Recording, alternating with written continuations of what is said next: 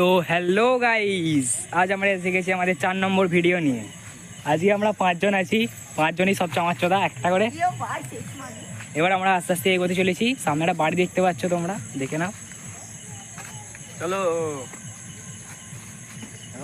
সামনে আছে জঙ্গল, তো আমরা এগোতে চলেছি বন্ধুরা।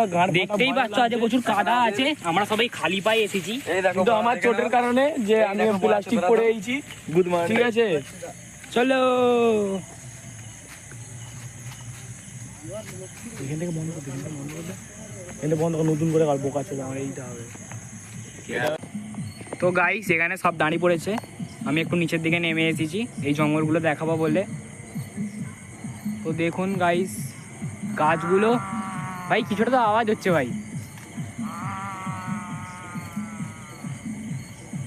ভাই গাঁড় মারিচ্ছে।